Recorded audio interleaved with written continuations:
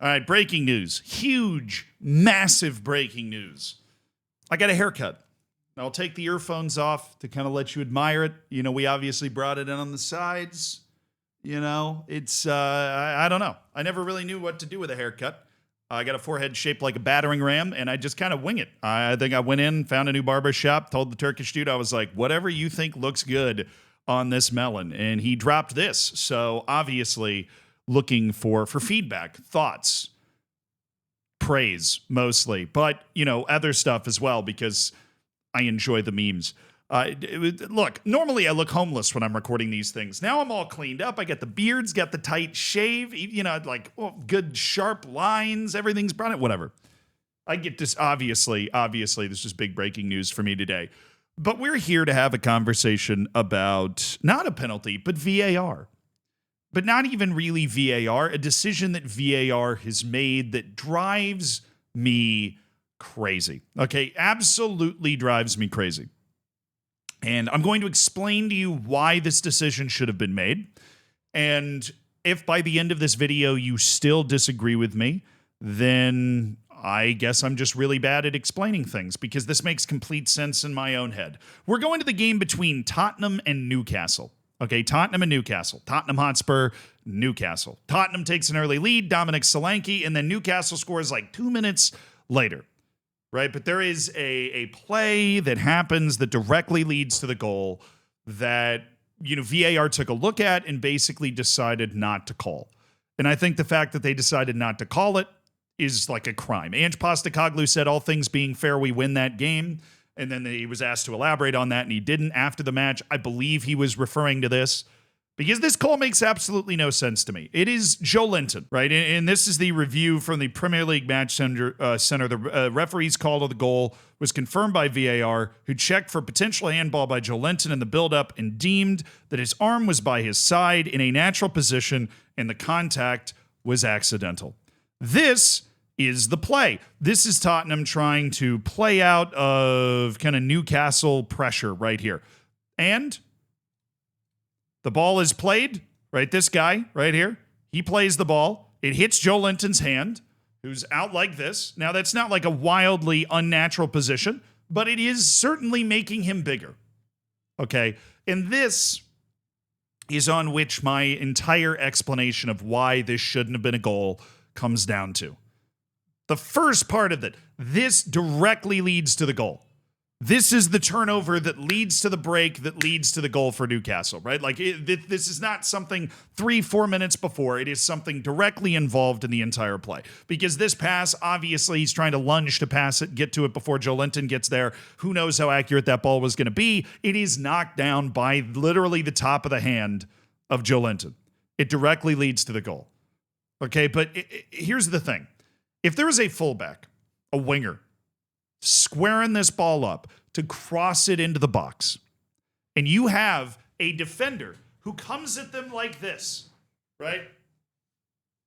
You know, they've got the leg up in the air, they're playing defense, and they come at him like this, and it hits his hand. It is a penalty. 99 times out of 100. The only one time that it's not a penalty is those instances where VAR makes an inexplicable call, which is always possible.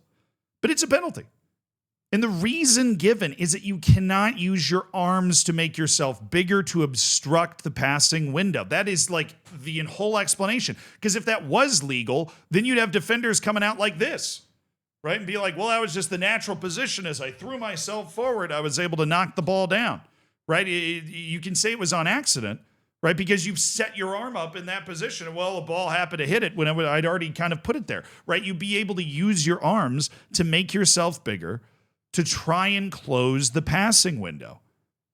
That makes complete sense to me. Now, I hate these handballs, right? They are not, you know, because in this particular instance, I don't think Joe Linton's trying to smack the ball with his hand. His arm is just there.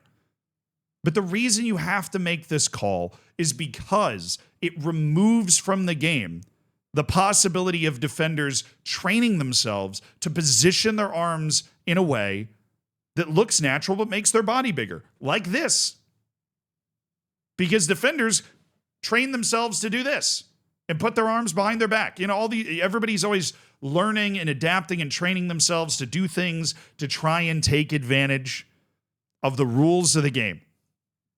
That's the name of the game. That's just how all this shit works, right? That's just the way that all of this is supposed to work. That's how it all, like, that is the cat and mouse game between rules and players, and you know, the what usually gets caught in the firing line is the actual spirit of the sport, right? Which the whole point of this sport is to have a rule set that allows two teams to roll a ball out there and see who can put a ball in the net more, right? Like, that's the point of the sport, right? In these little, you know, like, gimmicky looking handballs, right? They feel like they're disrupting that. But if you don't call this, you're opening the door to nonsense. You're opening the door to defenders doing this sort of stuff intentionally forever, perpetually. Like, if you're a defender and you're able to get away with doing this sort of thing in order to block a cross or a pass, why wouldn't you do it every single time? The only reason you wouldn't do it now is because it's a gray area and we don't know what's called or not. But now we have a precedent set by Premier League VAR that you are able to, you know, like, have your arms in this kind of natural looking position to knock this pass down. You have to call this, because if it happened in the box, it would definitely be called. The only reason they're not calling this is because it happens away from the box. But this leads to a goal more than the average cross. This leads to a goal 100% of the freaking time because a goal happened after it, right? Obviously, hindsight's 20/20, but like, you can't look at this play and not give it as a handball, because the ramifications of allowing players to do this, they're too massive. They change the sport. Okay, now all of a sudden, right? Well, I think what the Premier League is arguing here is that these arms are in a natural position. You become the arbiter. What the referee's job is, what VAR's job is to decide whether a player has put their arms there intentionally or naturally. Fuck that. You think it's annoying now? You want to have all these guys that are still afraid of the VAR monitor, like they still don't even know how all the buttons work, they've been doing it for so little time, to have to decide what the intent is here? And I'm not talking about deciding the intent on a sliding challenge to figure out if it's a red. Deciding the intent on where you put your arms. Looking for any unnatural movement that allowed your arms to get into that position to obstruct the pass or something.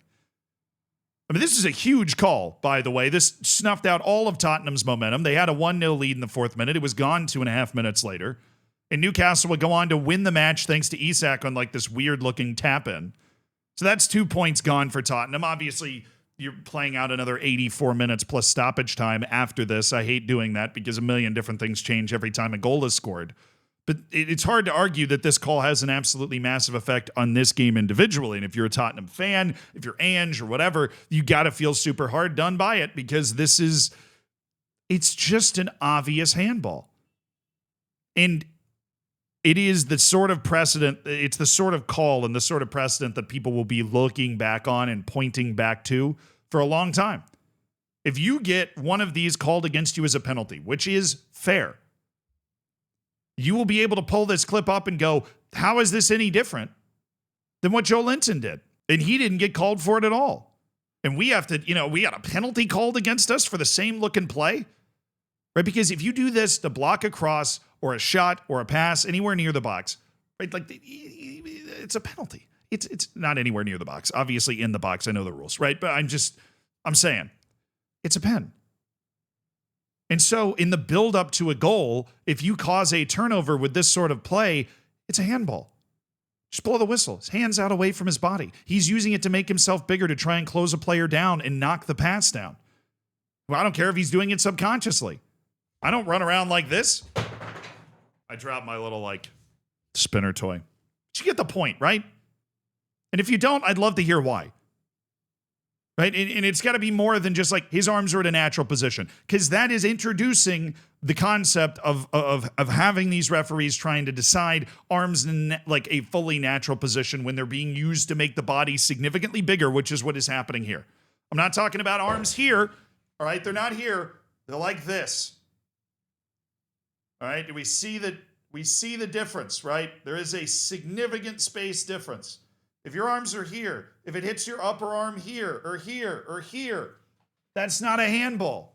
You're not making yourself, like bigger. You're just, human anatomy demands that your arms happen to still be there. You can't have them amputated because you still need to take throw-ins or play goalkeeper. Okay, and in this situation, it kind of blew my mind. When I looked this up, I didn't expect it to be this obvious.